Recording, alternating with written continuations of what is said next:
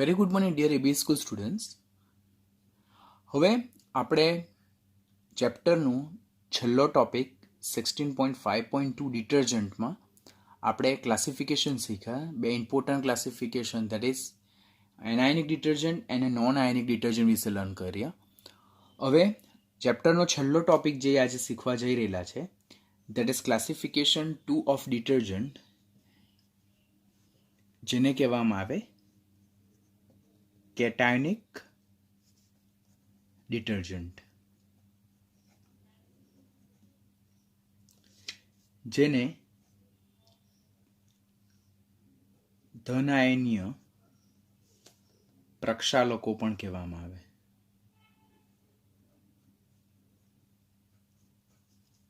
કેટાયનિક detergent જેને ધનાયનીય પ્રક્ષાલકો પણ કહેવામાં આવે. ફર્સ્ટ, આપણે ઓલરેડી અગાડી ડેફિનેશન જોઈ છે કે કેટાયનિક ડિટર્જન્ટ મીન્સ વોટ, કે જ્યારે ડિટર્જન્ટને પાણીમાં નાખવામાં આવે તો જલીય માધ્યમમાં they are mainly exist like a cation. એટલે એ લોકો જલીય માધ્યમમાં મુખ્યત્વે ધન આયન સ્વરૂપે, કેટાયન સ્વરૂપે જોવા મળે. And they are having a larger portion as a cation. જલીય માધ્યમમાં તેમનો મોટો ભાગ જે છે, જે કેટાયન એટલે કે ધન આયન સ્વરૂપે જોવા મળે. અને જે ક્લિન્ઝિંગ પ્રોપર્ટી છે તેના માટે આ કેટાયનિક પાર્ટ, ધન આયનવાળો ભાગ જે છે તે રિસ્પોન્સિબલ છે. તો આ પ્રકારના ડિટર્જન્ટને શું કહેવામાં આવે છે? કેટાયનિક ડિટર્જન્ટ. તો પહેલાં તો કેટાયનિક ડિટર્જન્ટ એટલે શું? તો આ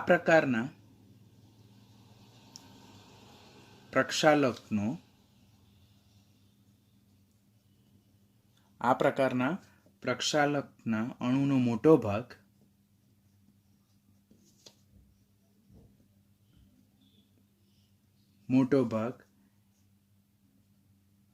જલીય માધ્યમમાં, મોટે ભાગે જલીય માધ્યમમાં કયા સ્વરૂપે જોવા મળે આપણને? કેટાયન એટલે કે ધન આયન સ્વરૂપે જોવા મળે.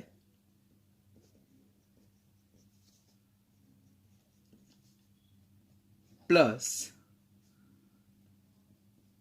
આ કેટાયનિક પાર્ટ જે છે તે મુખ્યત્વે સફાઈ કરતા ગુણધર્મ ધરાવે, જેને ક્લિન્ઝિંગ એક્શન કહેવાય. કેટાયનિક પાર્ટ સફાઈ કરતા ગુણધર્મ ધરાવે. તો આ પ્રકારના ડિટર્જન્ટને શું કહેવામાં આવે છે? કેટાયનિક ડિટર્જન્ટ. તો કેટાયનિક ડિટર્જન્ટ એટલે એવા ડિટર્જન્ટ જે જલીય માધ્યમમાં મુખ્યત્વે કેટાયન સ્વરૂપે ધરાવે, તેમનો મોટો ભાગ ધન આયન સ્વરૂપે જોવા મળે અને એમના ક્લિન્ઝિંગ એક્શન માટે મુખ્યત્વે કેટાયનિક પાર્ટ રિસ્પોન્સિબલ હોય. તો એ પ્રકારના ડિટર્જન્ટને આપણે કેટાયનિક ડિટર્જન્ટ કહીએ છીએ. હવે આ જે કેટાયનિક ડિટર્જન્ટ જે છે, આ તો ફર્સ્ટ એની ડેફિનેશન થઈ. સેકન્ડ જે છે એના ઉદાહરણ ખાસ યાદ રાખવાના, વેરી મોસ્ટ ઇમ્પોર્ટન્ટ ક્વેશ્ચન. એના ઉદાહરણ શું આવે? તો તેમના ઉદાહરણ તરીકે જોઈએ તો ચતુર્થક એમોનિયમ ક્ષાર તરીકે ક્લોરાઇડ પણ હોઈ શકે, બ્રોમાઇડ પણ હોઈ શકે, ઓર એસિટેટ પણ હોઈ શકે. એટલે નીચેનામાંથી કયું કેટાયનિક ડિટર્જન્ટ છે એવું જો ક્વેશ્ચન પૂછાય તો આપણે શું જોવાનું? કે they are quaternary ammonium salt. They are quaternary ammonium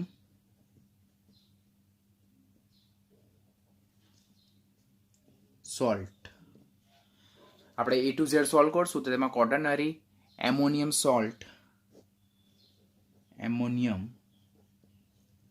salt આવે તો they are acting like a cationic detergent. બરાબર? અને આ જે ક્વોટર્નરી એમોનિયમ સોલ્ટ જે છે, તો તે એક કે તેથી વધુ લાંબી આલ્કાઇલ શૃંખલા ધરાવે છે.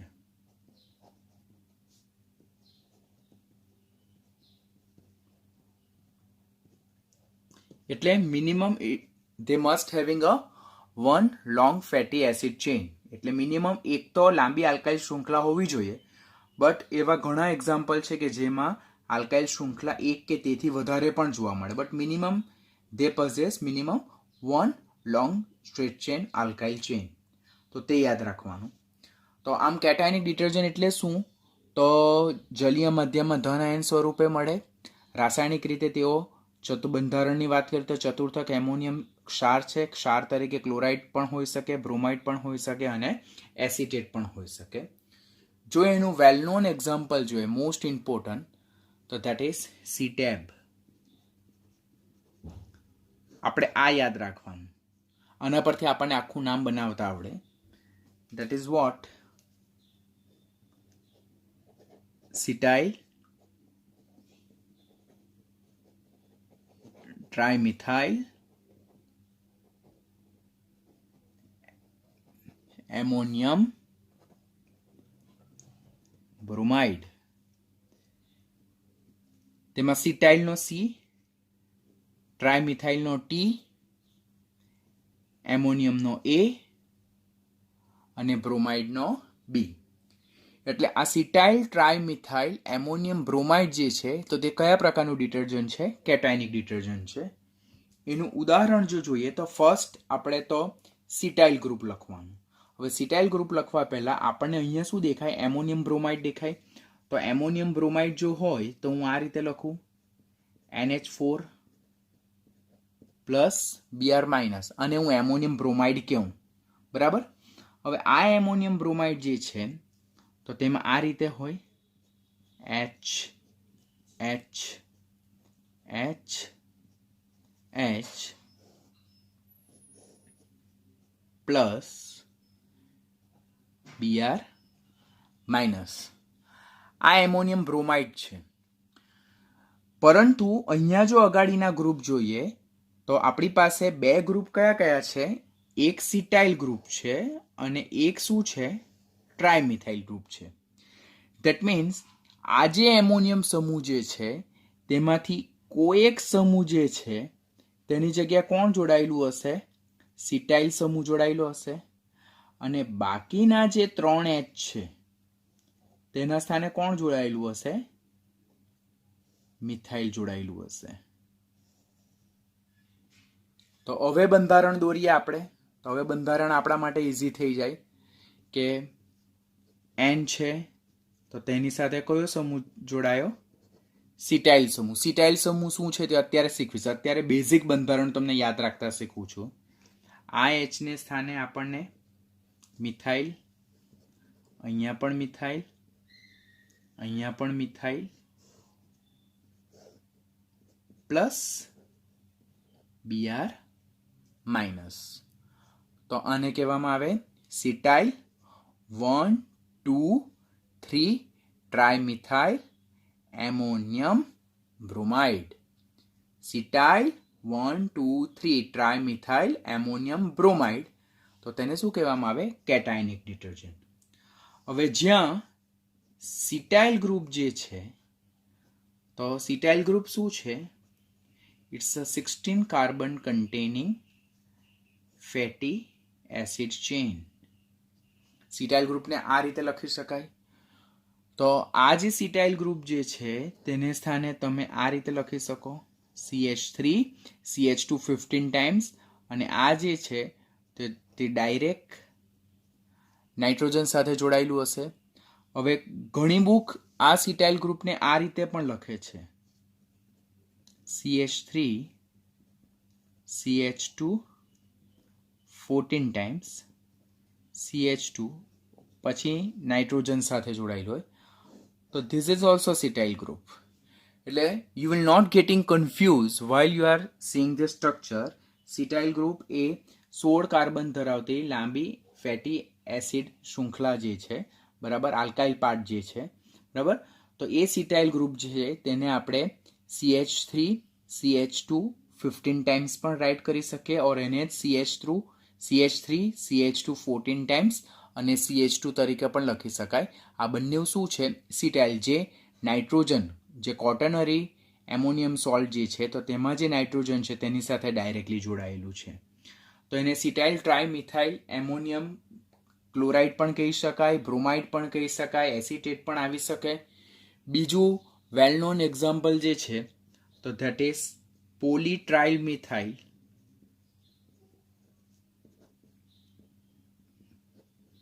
Ammonium chloride.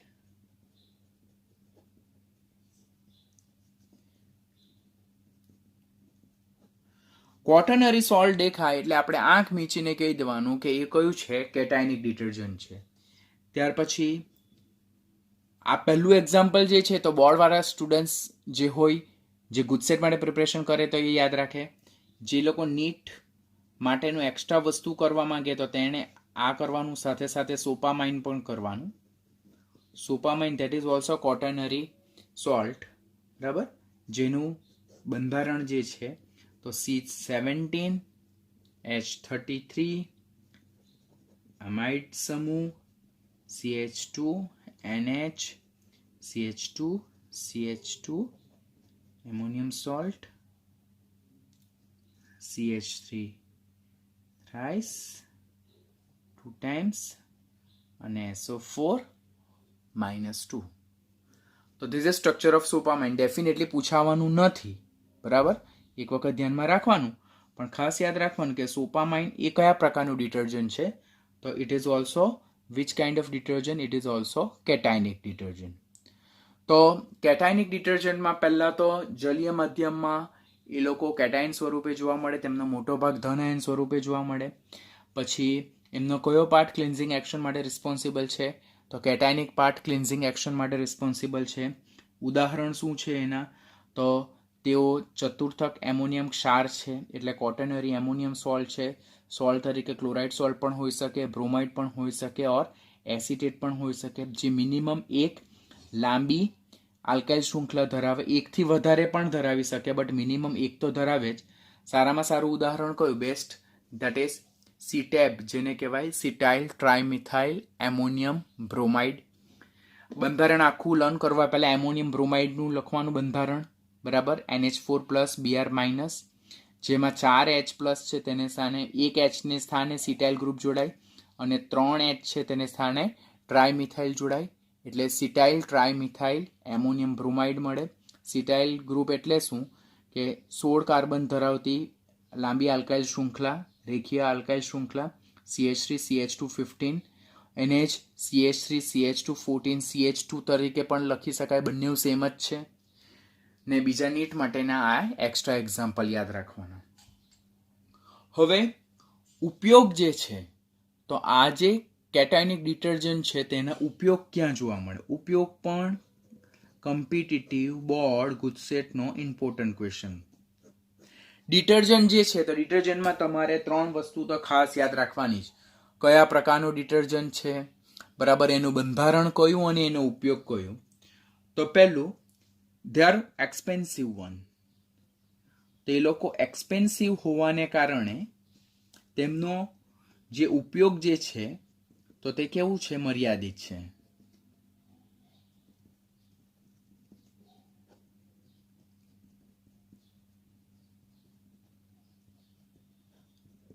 તો they are expensive detergent.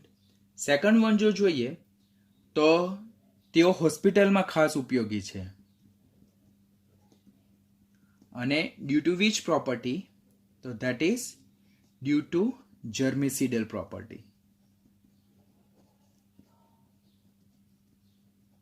જર્મિસિડલ property એટલે એને શું કહેવાય? જંતુનાશક ગુણધર્મ. તો હવે ક્વેશ્ચન પૂછાય, નીચેનામાંથી કયો ડિટર્જન્ટ જંતુનાશક ગુણધર્મ ધરાવે? તો એ કયો? તો સીટેપ. ક્વોટરનરી સોલ્ટ જે છે તો તે પ્રકારના ડિટર્જન્ટ શું છે? જંતુનાશક. તેમાં જે ખાસ ક્વોટરનરી એમોનિયમ ગ્રુપ જે છે તો તે જર્મ કિલિંગ પ્રોપર્ટી ધરાવે. તો હોસ્પિટલમાં જંતુનાશક ગુણધર્મ ધરાવતા હોવાને કારણે હોસ્પિટલમાં ખાસ ઉપયોગી છે. ધેન આફ્ટર જોઈએ તો એ લોકો ખાસ હેર શેમ્પૂ, એટલે વાળ ધોવા માટેના જે શેમ્પૂ હોય તેમાં, ત્યાર પછી હેર કન્ડિશનર જેવા કોસ્મેટિક્સમાં પણ ખાસ જોવા મળે. તો નીચેનામાંથી કયો ડિટર્જન્ટ કોસ્મેટિકમાં ઉપયોગી છે? એટલે કે એનો ઉપયોગ શેમ્પૂમાં ખાસ થાય, કન્ડિશનરમાં ખાસ થાય, હોસ્પિટલમાં જોવા મળે, એક્સપેન્સિવ છે. તો આ બધા જ કોને લગતા પોઈન્ટ છે? કેટાયનિક ડિટર્જન્ટને લીધે. તો તેમનો ઉપયોગ પહેલાં તો એક્સપેન્સિવ હોવાને કારણે મર્યાદિત ઉપયોગ, જર્મ કિલિંગ પ્રોપર્ટી ધરાવે, that's due to ammonium salt, અને એને કારણે હોસ્પિટલમાં સફાઈ કરતા તરીકે ઉપયોગી છે. અને હેર શેમ્પૂ અને હેર કન્ડિશનર જેવા કોસ્મેટિક્સમાં પણ એ ખાસ ઉપયોગી છે. હવે આ પ્રકારના જે ડિટર્જન્ટ છે તો તેને આપણે ઇન્વર્ટ સોપ પણ કહીએ છીએ. કેટાયનિક ડિટર્જન્ટ જે છે તેને જ આપણે ઇન્વર્ટ સોપ તરીકે પણ જાણીતા છે. ખાલી યાદ રાખવાનું, બહુ વધારે ક્વેશ્ચન નહીં પૂછાય, પણ ખાલી આપણે યાદ રાખવાનું કે નીચેનામાંથી કયું ઇન્વર્ટ સોપનું ઉદાહરણ છે. That's all about cationic detergent. હવે કેટાયનિક ડિટર્જન્ટ સાથે આપણું ચેપ્ટર શું થઈ જાય છે? અહીંયા ચેપ્ટર આપણું ઓવર થઈ જાય. હવે તમારું આખું ચેપ્ટર, હું એવું એક્સપેક્ટ કરું કે તમારું આખું ચેપ્ટર ધ્યાનથી વંચાઈ ગયું હશે.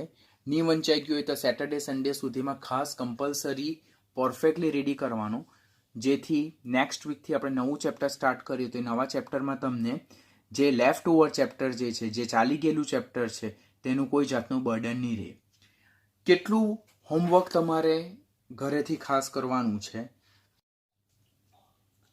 શું આપણું ચેપ્ટર અહીંયા નીટ પોઈન્ટ ઓફ વ્યૂ અને Gujarat board point of view over થાય, બરાબર? હવે homework that you must be completed till Sunday, એટલે સન્ડે સુધી તમારે કેટલું વર્ક કરવાનું છે? તો first textbook exercise that is from 16.15 to 16.27, બરાબર, which is reside on page number 462 to 463, બરાબર. આપણે ઓલરેડી 16.14 સુધીની એક્સરસાઇઝ તો લાસ્ટ હોમવર્કમાં કરેલી જ છે, અને રેસ્ટ ઓફ ધ એક્સરસાઇઝ તમારે સન્ડે સુધીમાં કમ્પ્લીટ કરવાની. બધી એક્સરસાઇઝ ઇઝી છે. એક એક્સરસાઇઝ થોડી કોન્ટ્રાવર્શિયલ છે, તે હું તમને અત્યારે કરાવવાનો છું. MCQ જો જોઈએ તો from Aksharanand publication which is in Gujarati language. તો MCQ ઓલરેડી એક પાર્ટમાં મેં તમને MCQ આપેલા હતા એન્ટીબાયોટિક્સ સુધીના. એના પછીના MCQ ફૂડ કેમિકલ્સથી બાકી હતા. તો 88 to 112 એન્ડ 113 to 130 સુધીના MCQ કરવાના. પછી NCERT એક્ઝામ્પલરના બી MCQ છે, તે 1 થી 30 સુધીના કરવાના. પછી હાઈ લેવલ MCQ 19 થી 45 સુધીના કરવાના. આ બધાનું PDF તમને અત્યારે આ કેટાયનિક ડિટર્જન્ટ છે તેના PDF મટીરિયલ સાથે હું મોકલીશ, તો એમાંથી તમારે MCQ ઓવર કરવાના. પછી MCQ from A to Z, તો ધેટ ઇઝ MCQ નંબર 147 થી અહીંયા જુદા જુદા નંબર રાઇટ કરેલા છે. વચ્ચેના મેં ઓલરેડી તમને જુદા ટોપિક સાથેના કરાવી દીધેલા છે, તો એ આપણા થઈ ગયા હશે એવું એક્સપેક્ટ કરું તમારી પાસે. This all are textual base MCQ, એટલે જો તમારું ટેક્સ્ટબુકનું ટોપિક પરફેક્ટ થઈ ગયેલું હોય તો this will be easy for you. તો અહીંયા જેટલા નંબર અલોકેટ કરેલા છે તેટલા MCQ તમારે કરી નાખવાના. સાથે સાથે સેક્શન B જે છે, એસેશન અને રિઝનિંગ વાળા ક્વેશ્ચન 14 to 18, બરાબર, તે તમારે કમ્પ્લીટ કરવાના છે. તો આટલા MCQ આપણે A to Z માંથી કરવાના છે. તો આટલા MCQ થઈ જાય, બરાબર. ત્યાર પછી હવે કયું વર્ક આપણું પેન્ડિંગ રહી છે તે, તો A to Z માં સેક્શન A માંથી અમુક MCQ ના નંબર મેં અહીંયા મેન્શન નથી કરેલા, કે that is out of text and generally they are not, એના પૂછાવાના ચાન્સીસ ઓછા, બટ હું તમને સેક્શન એની ડિફિકલ્ટી સ્વરૂપે એક વિડીયો લેક્ચરમાં તમને એની ડિફિકલ્ટી કરાવી દઈશ, નેક્સ્ટ લેક્ચર ઓર એના પછીનું લેક્ચર. અને સાથે સાથે સેક્શન C, તો હવે પછીનો જે લેક્ચર હશે તેમાં આપણે સેક્શન C સાથે કોમ્પિટિટિવના MCQની ડિફિકલ્ટી, એટલે કોમ્પિટિટિવના MCQ આપણે વિડીયો લેક્ચર થ્રુ લર્ન કરશું. All are easy. જો તમને જેટલું કરાવવામાં આવેલું છે તેટલું તમે કરશો તો ડેફિનેટલી આ ચેપ્ટરમાંથી તમારું એક MCQ આવે, ડેફિનેટલી એના 4 માર્ક્સ તો તમારા પોકેટમાં છે જ.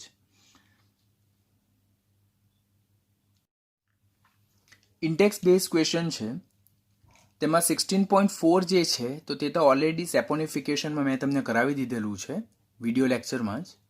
હવે 16.5 છે, તો આ એક બિન આયનીય પ્રક્ષાલક છે.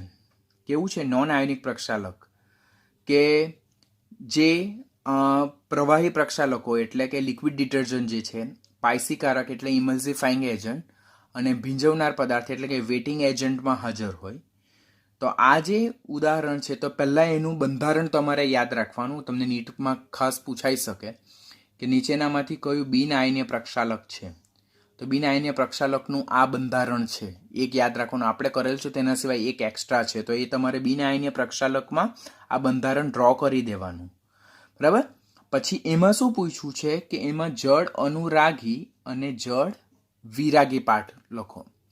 હવે જળ અનુરાગી એટલે જે પાણી પ્રત્યે આકર્ષણ ધરાવે છે, બરાબર, અને જળ વિરાગી એટલે જે પાણી પ્રત્યે અપાકર્ષણ ધરાવે. તો આને કહેવાય હાઇડ્રોફોબિક અને આ પાઠને કહેવાય હાઇડ્રોફિલિક. તો કયો પાઠ હાઇડ્રોફોબિક હોઈ શકે?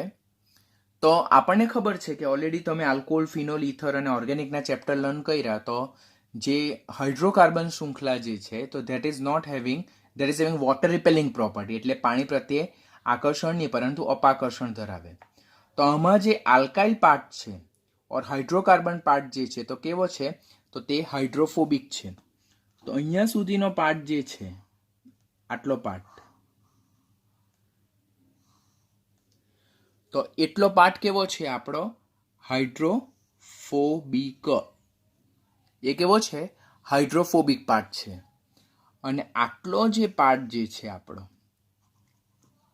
તો ધેટ ઇઝ વોટ? હાઇડ્રોફિલિક. જે પાણી પ્રત્યે શું ધરાવે છે? આકર્ષણ ધરાવે છે. તો અહીંયાથી એમસીક્યુ પૂછાય કે પહેલા તો એમસીક્યુ કયો પૂછાઈ શકે? આ બંધારણ આપેલું હોય ને આ કયા પ્રકારનું ડિટર્જન્ટ છે, તો આપણને ખબર પડવું જોઈએ કે આ આલ્કોહોલ અને જે હાયર ફેટી એસિડ છે તેમાંથી જનરેટ થતો એક એસિડ છે, એક કમ્પાઉન્ડ છે, ડિટર્જન્ટ છે.